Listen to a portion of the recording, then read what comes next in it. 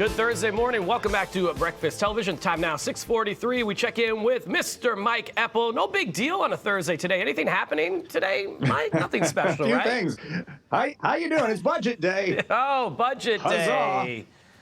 Good times. What do we got going on with it?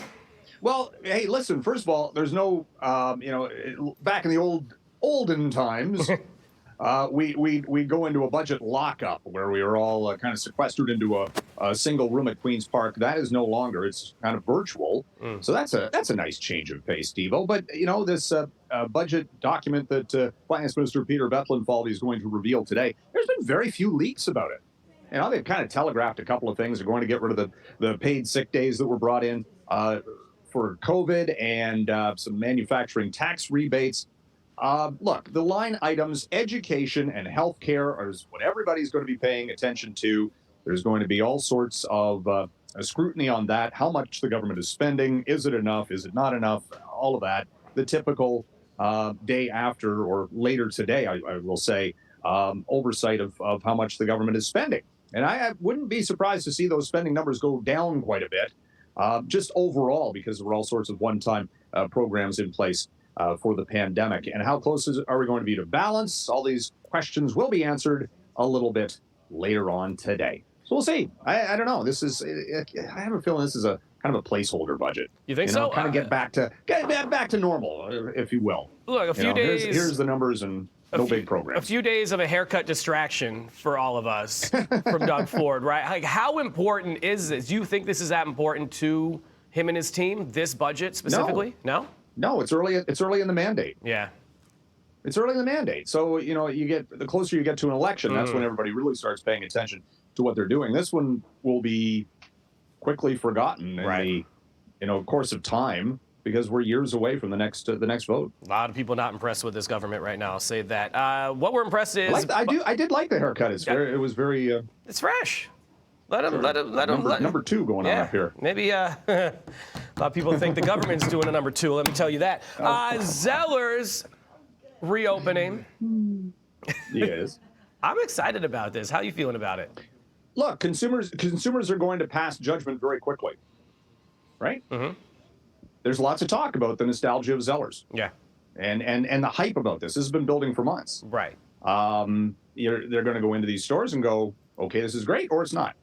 That's how this is going to go. And it's, the food trucks I find are interesting. Mm-hmm. That might generate some interest too as well. But look, I heard your commentary and questions this morning about what nostalgia brand would you be looking to bring back. And yes, I'm like Tammy. I've got a fond memory of consumers distributing. But these brands went away for a reason, I think, originally, right? So you got to get it right, and you can play nostalgia as much as you want, but at the end of the day, it's price, it is what the product is, and whether or not consumers are all that excited about it, after they actually see these stores reopen. Financially, do you think this can sustain because of the lower price points that they're going to be putting out? I think this is a pretty small aspect to the HBC's overall business. Right. So... Right, these are not standalone huge locations like that's fair. Back in the day, right? So these are just the store within a store concept to get people into the mainline stores of the HBC. So it actually could be beneficial there. Funnel them through. Shake Shack coming through to the city. I'm excited about this, man. I prefer Shake Shack over In-N-Out. Yeah. So this was one that I'm not typically interested in food stories. I'll say that off the top. Don't care, but Shake Shack.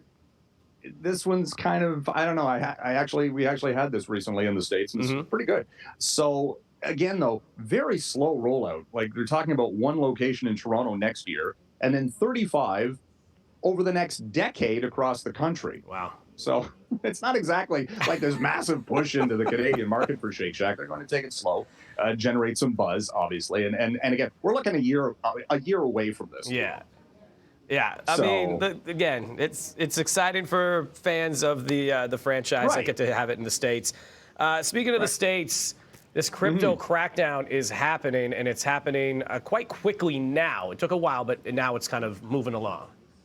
Yeah, American regulators are looking into celebrities getting in on promoting a lot of these cryptocurrencies. In this case, the SEC has filed charges against Jake Paul and Lindsay Lohan and and Soulja Boy and Neo and a whole bunch of celebrities who were involved in BitTorrent and the Tron cryptocurrency. This dates back to 2017. And then basically they said they didn't disclose that they had a financial stake in this whole thing. They weren't just celebrity endorsers. No, the allegation is they benefited from the price of these cryptos going up in heavy trading volumes, and it was artificially inflated. So a couple of the celebrities whose names escape have already paid $400,000 to settle their cases. Yeah, makes sense. You know, that's the thing. It's like you see this, buy something, well, you got to disclose everything, right? So that's what the regulators are looking at, especially in the volatile world of cryptocurrencies. According to my new followers, fake ones on Instagram, I can make a lot of money in crypto, man. Justin FX paid. Yeah, thanks for the follow. You're so real. I appreciate it. City News 680 business editor Mike Eppel joining us once again. We'll check you out tomorrow after the budget, man. Thank you so much. Thank you.